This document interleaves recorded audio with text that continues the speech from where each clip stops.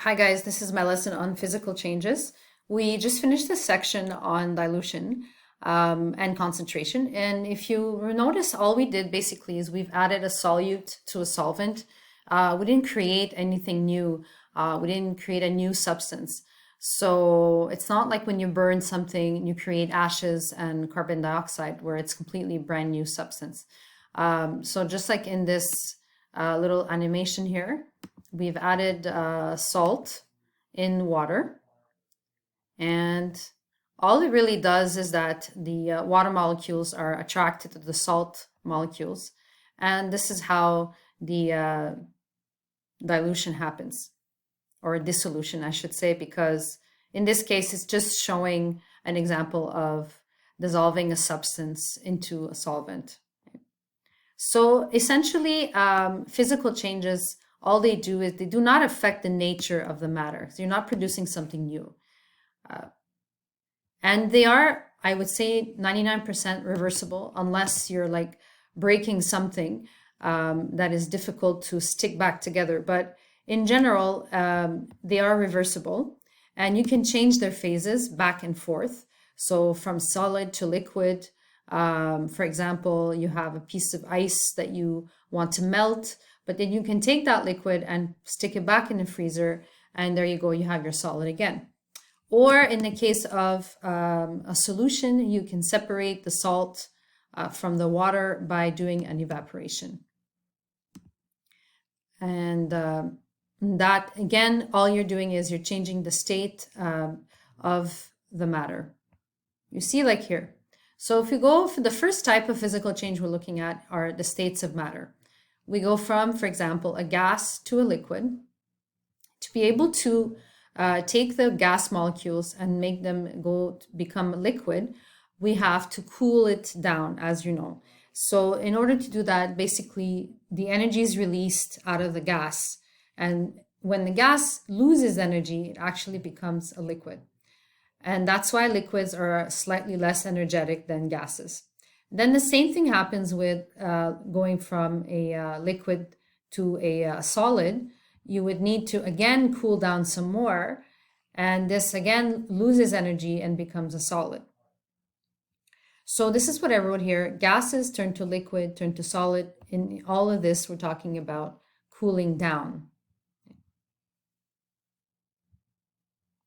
And the example here, you release, take out energy so that particles have less energy to move.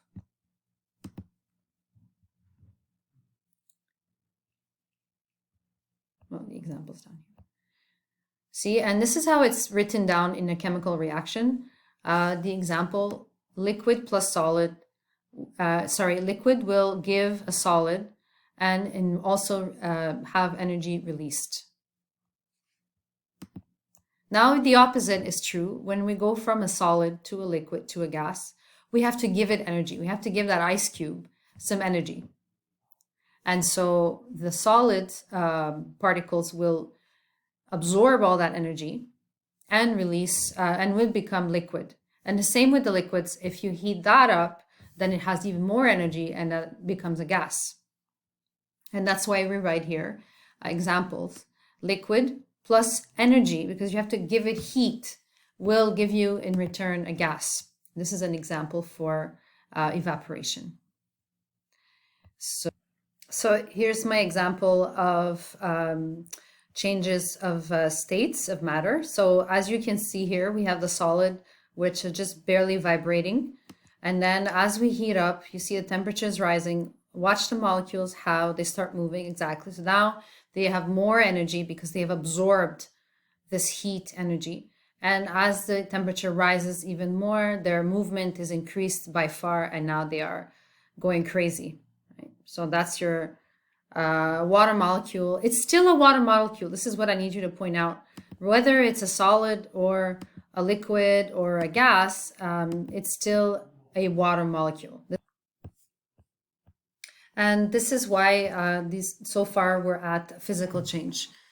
Next, if you see here, we have basically, just to sum it up, when energy is added to solids, they become liquids. When energy is added to liquids, they become a gas. but still keeping the same nature. Energy determines the state. Indeed, if you were looking at particles that move very quickly and a lot, then this would be a gas, tends to be more of a gas. That means it has a lot of energy. And when energy is taken away, think of it as a cooling down from a liquid to a solid, for example. We have, this means the particles will move a lot less. The second type of physical change is a dissolution that we have been talking about in the last week when you're creating a solution. So the word dissolution is basically the same thing as, dissolving. Think of dissolving. So it's the process of dissolving a solute in a solvent with the ever so famous salt in water. And again, we need a little bit of energy for that. The salt itself has that energy. It's not something you have to heat up. The salt molecules themselves just release a little bit of energy so that they can attract to the water molecules. In the end, you receive a salt solution. I wrote another example here as mint gum. Mint gum the molecules of mint there tend to absorb energy from your tongue, leaving you with that tingling sensation in your mouth. And it's just a little comment here. You don't have to write this down. Dissolving salt in water may be considered a physical change because there's no change occurring in the electrons or electron shells of the sodium and chlorine. It's still the same nature, sodium and chlorine atoms, and no chemical reaction occurs between the sodium chloride and the solvent. So you see here, this is an example. We've added the salt, and then these are the water molecules. They slowly all start attracting to the salt molecules. And now every single salt molecule is surrounded by a few molecules of water. That's why every time you take a sip, you drink it, it tastes like salt. It didn't change to like sugar or anything like that. So we take a look at this animation again. We're looking at salt dissolving in water. So notice how the water molecules, they attach onto the sodium and the chlorines. This is how dissolution happens when you're adding a salt to water or any solute to a solvent. But essentially, you're not creating something new. It's still the same salt, it's still the same sodium and chlorine atoms. What I'd like you to add now is the following. So when we talk about temperature here, solids dissolve better in a warmer solvent. When you give a solvent heat, such as water, if you heat it up, it is much easier for a solid to dissolve. You're giving much more space for the solvents to move around. And so the solids are easier to attract and it has more space to move around. The gases are opposite to that. Gases dissolve better in actually cold solvent. Think of Pepsi, for example, or whatever soft drink that you're drinking. The gases that are in the drink dissolve way better and in cold. As a matter of fact, if you drink a soft drink that's cold, you really feel the gas a lot better, like the taste, that peppy taste from the soft drink. And think about it, it's a common sense. If you were to warm up the solvent, if you were to warm up the gas, gas tends to want to escape, wants to take up a lot of space. So if you heat up the solution, gases will want to get out even more. They want to escape the container. So it's very difficult to dissolve a gas in a hot liquid. Here's an animation to explain that really well. So we have water molecules and the blue are the gases. So I believe it was nitrogen gas trying to get dissolved in the liquid. So you see the water molecules tend to be close together. They have these intermolecular bonds. You see in green there. And a little bit of nitrogen goes in between. And then slowly, as we warm up the liquid, look at that. Now it's even harder to squeeze that into the gas, to the liquid. And you see the gas particles moved even faster than before. So making it really difficult to keep the gas inside the container. So this graph just shows as temperature increases, the solubility of gases tends to go down. Here's another animation regarding the dissolution of a salt, so a solid, in a liquid. So we're going to try in 95 degrees Celsius versus, let's say, 6 degrees. How much solid can we add into that liquid? So I'm going to add, I'm going to add like 1 gram at a time. Let's go 5. And pay attention here. This shows me how much I can add to the liquid while it's at 6 degrees. Oh, that's it. You see it says at the bottom. If I keep adding, then you're going to start seeing, you see at the bottom here, saturated. That's it. No longer, the solvent can no longer hold any salt. Now, let's say I decided to go with a warmer temperature. How much more solute can I add to this water? So right now it was under 34 grams. Let's go with like 95. Watch what happens. This is how much I can add.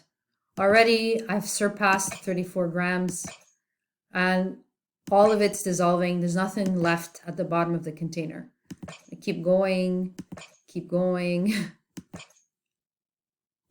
Well, we have that. So I've reached the maximum. Below 240, like probably 230 grams is how much I can dissolve in 100 milliliters of water. And the last part of physical change is dilution, which is a topic we've discussed already when we talked about concentration. So as you know, it's a laboratory technique that is used to decrease the concentration of a solution by adding a solvent, typically water. I'd say 99% of the time it's water. The quantity of solute does not change because we're only adding a solvent. So as you can see, these two, I have the same amount of solute. However, the one on the left has a lot less solvent, making it very concentrated. When I add liquid, now it becomes less concentrated. You see they're more spread out. There's more diffusion going on here. So if we take a sip, I would have less solute in this one rather than in A. A would be a lot more concentrated. Okay. So let's take a look at this little animation. I'm adding some solute here. Oh, that's a little too much. Let's start that over just a little bit. There we go. So if we wanted to find the concentration, I would need the mass divided by the volume, and that would give me the concentration.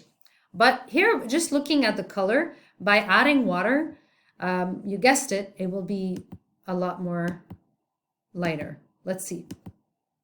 Add more. What happens? And I've reached a maximum. But this is lighter than when I started. When I started, it was of a darker purple. So dilution in everyday life now can be detrimental if it's not correctly made for baby formula. So for example, adding too much water or too little water can cause all these different problems for the baby. So example, if you're adding too much water, you're diluting too much the formula, and all these things can happen. The baby will have too few calories, can cause too much diarrhea because it's too liquid. And the baby will still be hungry because you're giving it more water. And so the baby can end up being restless or fussy because he's hungry. Not enough water in the formula can cause the baby to be thirsty, to gain weight because it's getting too many calories, and cause kidney problems because the baby is getting too much protein at once. This is one example out of many. And there you go. That's physical changes for you.